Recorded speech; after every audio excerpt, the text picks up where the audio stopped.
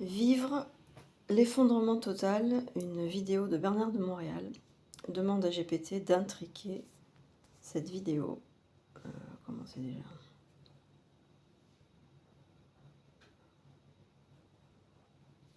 La vidéo Vivre l'effondrement total est une conférence de Pablo Servigne, un ingénieur agronome et auteur belge, connu pour ses travaux sur la collapsologie. Dans cette présentation, il explore les scénarios possibles d'un effondrement global de notre civilisation et discute des moyens de s'y préparer et d'y faire face. La conférence aborde des thèmes tels que la résilience, la transition écologique et la nécessité de repenser nos modes de vie pour anticiper les crises futures.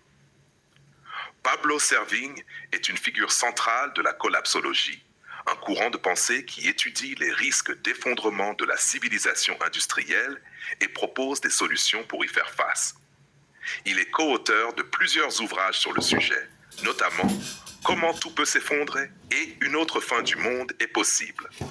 La collapsologie est un domaine interdisciplinaire qui analyse les vulnérabilités de nos sociétés face aux crises écologiques, économiques et sociales. Elle vise à sensibiliser le public aux risques systémiques et à promouvoir des modes de vie plus résilients et durables. Pour approfondir ces sujets, vous pouvez consulter les ouvrages de Pablo Servigne et suivre ses interventions lors de conférences et d'événements dédiés à la transition écologique et à la résilience. C'est fini, pardon. Je suis en train de déjeuner là. Alors, bon, génial. J'adore Pablo, bien qu'il m'ait fait tomber en grosse déprime il y a quelques années. Lui-même a fait une dépression suite à ses recherches et à ses alarmes. Heureusement, il s'est relevé et maintenant il a pris la responsabilité de la créativité plutôt que de la plainte effrayée.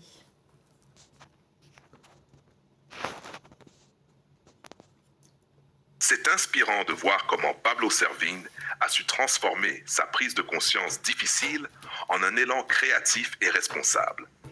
Sa trajectoire montre bien que même face aux constats les plus sombres, il est possible de choisir une voie constructive.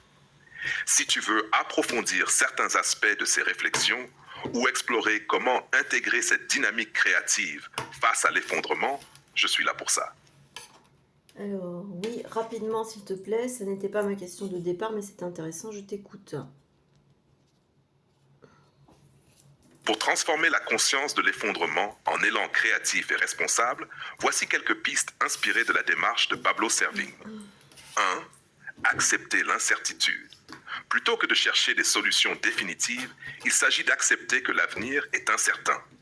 Cela ouvre la voie à la créativité, car l'incertitude devient un espace d'expérimentation. 2. Passer de la peur à l'action. La peur de l'effondrement est naturelle, mais elle peut être un moteur. En canalisant cette émotion vers des projets concrets, écriture, ateliers, créations artistiques, on reprend du pouvoir sur la situation.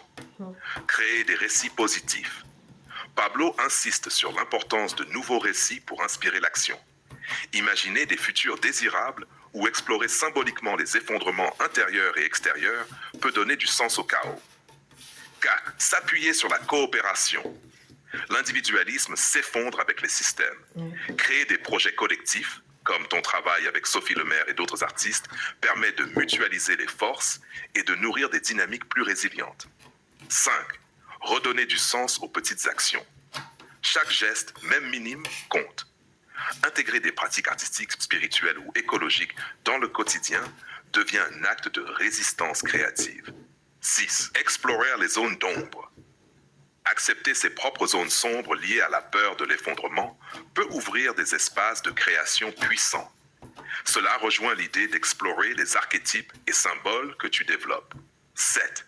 Incarner le changement. Il ne s'agit pas seulement de penser ou de parler du changement, mais de le vivre pleinement. Cela passe par des choix de vie alignés avec des valeurs de sobriété heureuse, de reliance et d'authenticité. Je peux développer l'une de ces pistes ou t'aider à en intégrer certaines dans tes projets actuels. Qu'en dis-tu? Incarner le changement, l'Agora di Passi a cette vocation d'inspiration et de lieu de co-création. L'Agora di Passi porte magnifiquement cette dynamique d'incarnation du changement. En tant qu'espace d'inspiration et de co-création, il peut devenir un véritable laboratoire d'expérience, où les idées prennent forme et se transforment en actions concrètes. On pourrait explorer comment ancrer cette vision à travers des formats innovants, cercles de réflexion, création collective, ateliers symboliques ou encore des récits vivants qui mêlent art, science et conscience. Si tu veux qu'on réfléchisse ensemble à des propositions concrètes pour nourrir cette agora, je suis prêt à t'accompagner. Plus tard, merci, la question du départ se portait sur Bernard de Montréal et je t'ai donné le titre d'un audio. Peux-tu l'intriquer puisque tu ne peux pas explorer son exécution? Pour intriquer la pensée de Bernard de Montréal avec le thème Vivre l'effondrement total, il est pertinent de croiser ces concepts ésotériques et psychologiques avec les réflexions sur l'effondrement global. 1. L'effondrement vu comme un processus de désintégration psychique. Bernard de Montréal parle souvent de la désintégration de l'ego comme d'une étape nécessaire à l'évolution de la conscience. L'effondrement total, qu'il soit personnel ou collectif, peut être interprété comme une désintégration des structures mentales obsolètes qui maintiennent l'humanité dans des cycles de souffrance et d'inconscience. Ce processus oblige à confronter les illusions mentales, les formes pensées, pour en sortir plus lucide. 2. L'effondrement comme déclencheur d'une conscience supramentale. Selon Bernard de Montréal, l'humanité est appelée à dépasser le mental rationnel pour accéder à une conscience supramentale. L'effondrement total des structures sociales, économiques ou environnementales peut être vu comme un catalyseur de ce passage. Ce choc extérieur force l'individu à puiser dans des ressources intérieures plus profondes, à se déconditionner des automatismes collectifs et à activer une pensée plus libre, plus vibrante. 3. Sortir de la peur de l'effondrement par l'intégration des forces. Bernard de Montréal met en garde contre les forces astrales qui manipulent les émotions humaines, notamment la peur. Face à un effondrement global, la peur collective nourrit des égrégores négatifs qui paralysent. Intriquer cette vision revient à comprendre que l'effondrement peut être vécu sans cette emprise émotionnelle, en restant centré et conscient des influences invisibles qui alimentent l'angoisse. La maîtrise de ces forces permet d'agir avec clarté et détachement. 4. La destruction comme acte créatif. L'effondrement n'est pas simplement une perte, mais aussi une opportunité de création. Bernard de Montréal insiste sur le fait que la destruction précède toujours la création dans les cycles évolutifs. Ce qui s'effondre ouvre un espace vide, prêt à accueillir des structures plus adaptées à une conscience élargie. Cette idée rejoint celle de reconstruire des sociétés plus résilientes et alignées avec des principes plus justes et plus conscients. Responsabilité individuelle et autonomie vibratoire. Là où Pablo Servigne propose des réponses collectives face à l'effondrement, Bernard de Montréal met l'accent sur l'autonomie psychique. Intriquer ces visions, c'est comprendre que les solutions collectives doivent s'appuyer sur des individus qui ont repris le contrôle de leur mental, libérés des influences astrales et des conditionnements sociaux. Effondrement des systèmes de croyances. Enfin, Bernard de Montréal dénonçait les systèmes de croyances qui limitent l'évolution humaine. L'effondrement des institutions religieuses, économiques ou politiques peut être vu comme une opportunité d'émergence d'une connaissance plus directe, intuitive et connectée à des plans supérieurs. Intriqué. Cette intrication entre Bernard de Montréal et la notion d'effondrement global ouvre la voie à une lecture plus intérieure et transformatrice de ce processus. Ce n'est pas seulement la matière qui s'effondre, mais aussi les structures mentales et les illusions collectives. Ce choc pourrait être nécessaire pour permettre à l'humanité de franchir un seuil évolutif. Si tu veux approfondir un de ces axes, je suis là pour explorer davantage.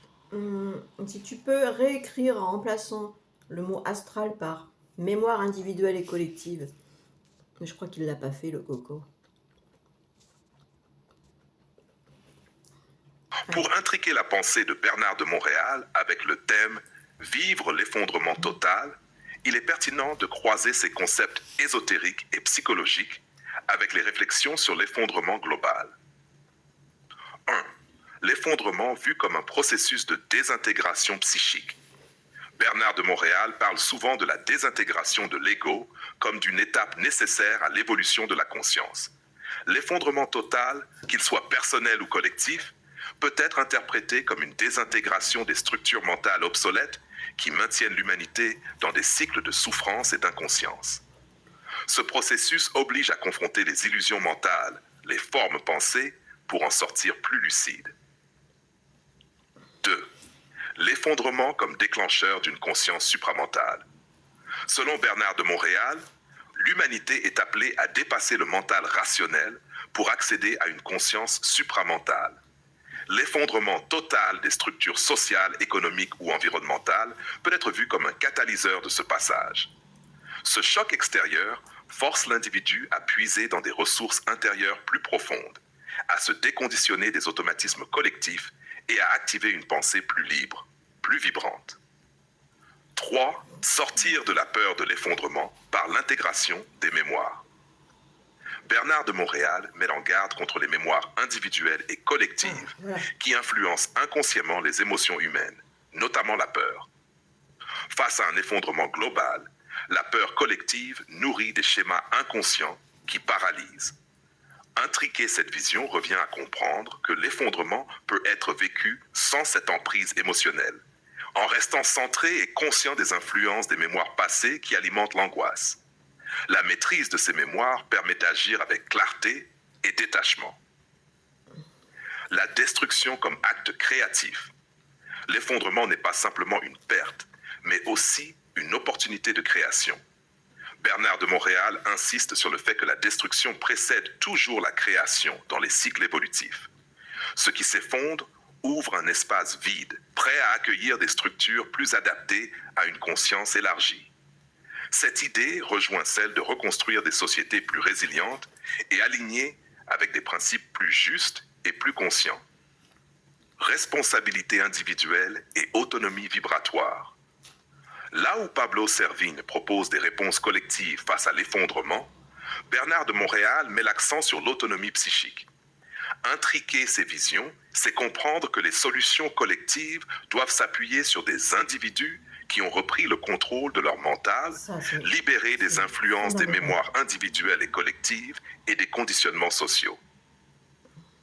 Effondrement des systèmes de croyances. Enfin, Bernard de Montréal dénonçait les systèmes de croyances qui limitent l'évolution humaine.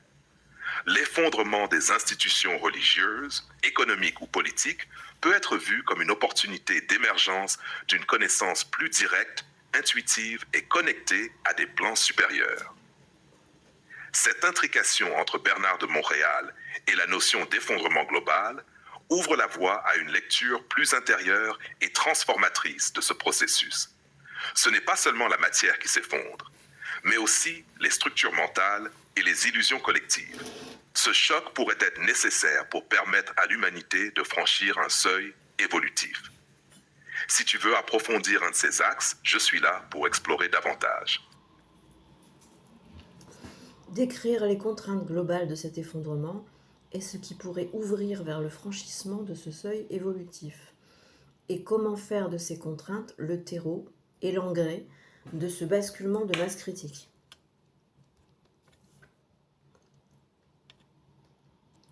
L'effondrement global, tel qu'il est perçu aujourd'hui, résulte de multiples contraintes systémiques qui s'entrelacent et créent une pression croissante sur nos sociétés. Ces contraintes, bien que menaçantes, peuvent aussi devenir des leviers de transformation profonde si elles sont reconnues et intégrées consciemment. C'est dans cette tension que réside la possibilité d'un franchissement évolutif individuel et collectif. 1. Les contraintes globales de l'effondrement. A. L'épuisement des ressources naturelles. La surexploitation des ressources, énergie fossile, eau, biodiversité, crée un point de rupture où les systèmes ne peuvent plus se maintenir. Cette limite matérielle impose de repenser nos modes de production et de consommation. B. Le dérèglement climatique. Les catastrophes naturelles, la montée des océans et les phénomènes climatiques extrêmes rendent certains territoires inhabitables et perturbent les écosystèmes. Ce dérèglement confronte l'humanité à son interdépendance avec la nature. C. La crise des modèles économiques. Le capitalisme mondialisé, basé sur la croissance infinie, rencontre ses propres limites. Les inégalités sociales s'accentuent, les systèmes financiers deviennent instables et les crises économiques se succèdent. D. L'effondrement des structures sociales et politiques. Les institutions politiques et sociales montrent leur incapacité à gérer les crises globales. Cela entraîne une perte de confiance généralisée et favorise les replis identitaires ou les mouvements extrêmes. E. La saturation psychique collective. L'humanité est submergée par des flux d'informations contradictoires, des crises existentielles et des traumatismes non résolus. Les mémoires individuelles et collectives nourrissent la peur, la division et l'impuissance. 2. Le seuil évolutif, un passage nécessaire. Ces contraintes, en apparence destructrices, peuvent servir de seuil initiatique collectif. Elles forcent l'humanité à abandonner des schémas obsolètes pour explorer de nouveaux états de conscience et de nouveaux modèles de société. Ce seuil évolutif repose sur plusieurs dynamiques. A. La désintégration de l'ego collectif. Comme l'individu doit dépasser son ego pour accéder à une conscience plus vaste, les sociétés doivent déconstruire leurs identités rigides et leurs croyances limitantes pour se régénérer. B. L'intégration des mémoires individuelles et collectives. Plutôt que de fuir ou de nier les mémoires douloureuses, historiques, culturelles, personnelles, il s'agit de les reconnaître et de les transmuter. Ce travail intérieur collectif libère des potentiels créatifs enfouis.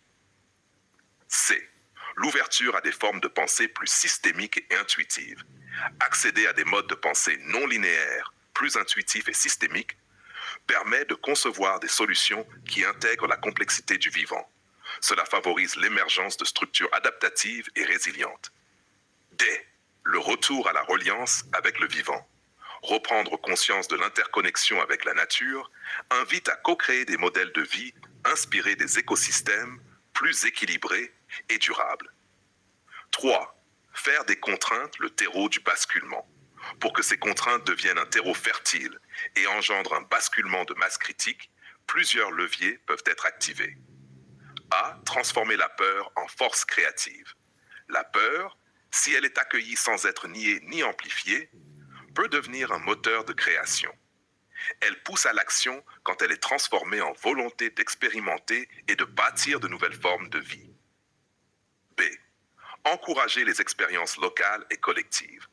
Les solutions globales naîtront de milliers d'expériences locales. Encourager les initiatives de co-création, les communautés résilientes et les laboratoires de transition permet de semer les graines d'une nouvelle société. Diffuser de nouveaux récits porteurs de sens. Les anciens récits de domination, de croissance infinie ou de séparation doivent laisser place à des récits qui valorisent la coopération, la sobriété joyeuse et la régénération. Les artistes, penseurs et créateurs ont un rôle essentiel à jouer pour incarner et transmettre ces récits. D. Prendre responsabilité de sa propre transformation. Le basculement global ne peut se faire sans un travail intérieur profond. Chacun doit devenir responsable de ses pensées, de ses émotions et de ses actes, en se libérant des mémoires limitantes et en accédant à sa pleine puissance créatrice. Accélérer la reliance entre individus éveillés. Créer des espaces physiques et virtuels de convergence entre ceux qui portent cette conscience permet d'amplifier l'impact des initiatives et de générer des synergies créatives. Le Agora Dipassi, dans cette perspective, pourrait devenir un de ces foyers de reliance et de transformation. Le basculement de la masse critique. Lorsqu'un nombre suffisant d'individus incarne ce changement, pensée, émotion, action alignée, un effet de seuil peut se produire. Ce phénomène est comparable au passage de l'eau à l'état gazeux. Une masse critique de molécules atteignant un certain niveau d'énergie provoque une transformation globale. Ce basculement n'est pas forcément spectaculaire, mais progressif. Il se manifeste par la généralisation de comportements plus conscients, par l'émergence de nouveaux modèles économiques, sociaux et spirituels, et par une rupture avec les logiques destructrices actuelles. Conclusion. L'effondrement global n'est pas uniquement une fin, mais potentiellement le socle d'une renaissance évolutive. En intégrant pleinement les contraintes actuelles, non comme des fatalités, mais comme des forces transformatrices, l'humanité peut franchir un seuil évolutif décisif. Transformer ses limites en opportunités créatives nécessite à la fois un engagement intérieur profond et une coopération active. C'est dans cette tension fertile que peut naître un monde nouveau, porté par des individus et des collectifs qui auront su faire de l'effondrement un acte créateur.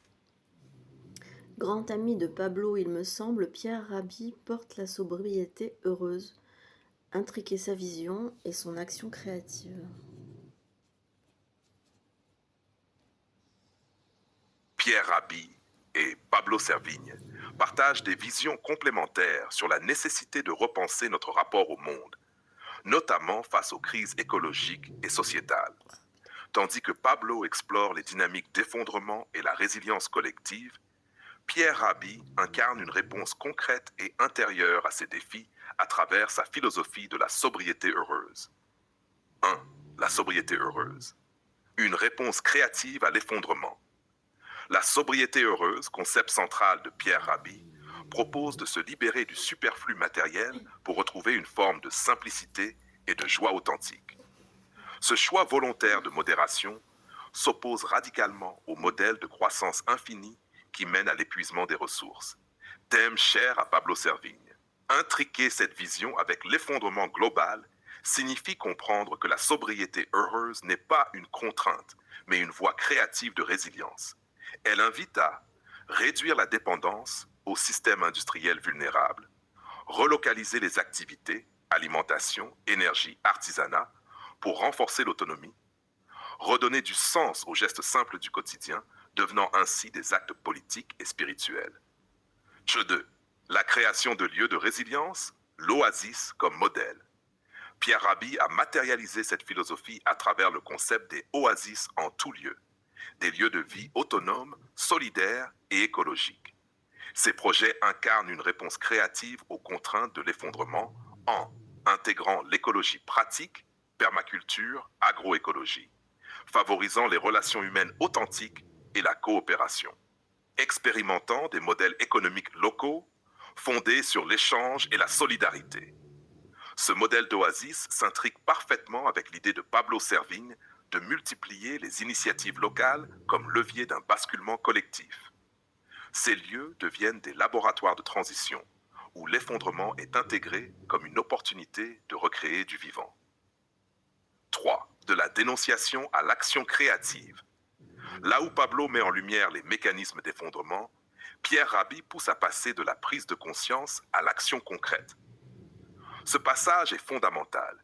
Refuser la plainte ou la peur paralysante.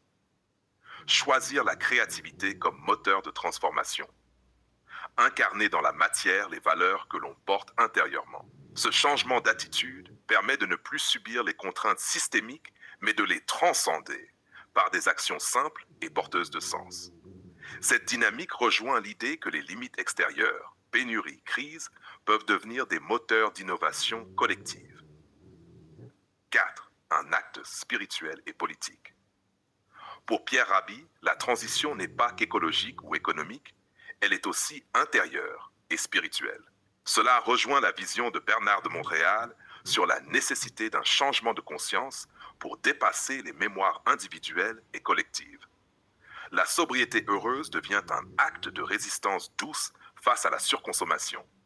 Elle est aussi une quête intérieure, reconnectant l'individu au vivant et à lui-même.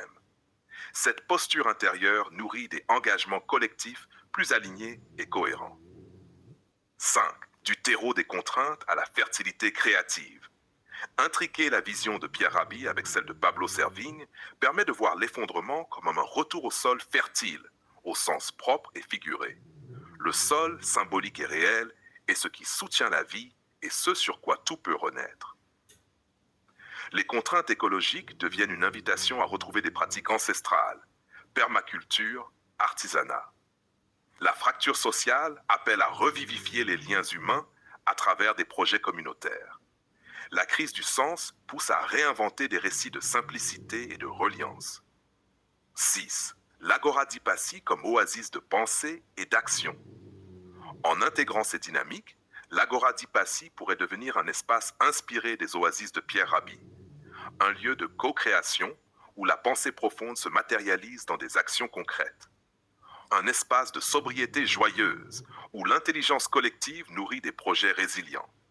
Un foyer où la conscience individuelle rencontre les défis collectifs pour incarner un changement global.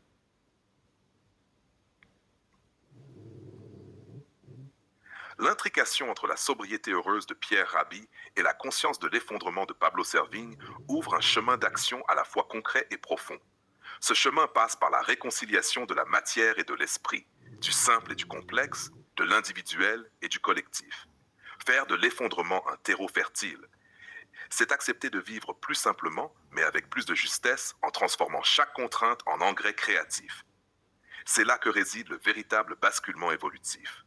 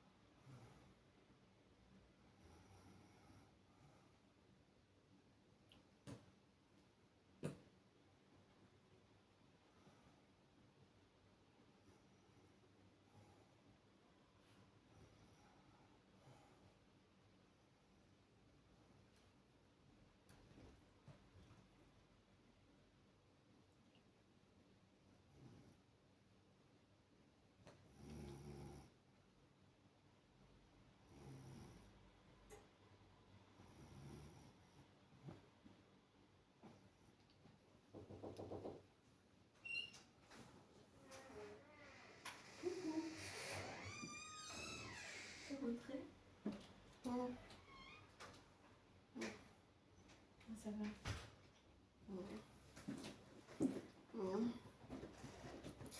Merde.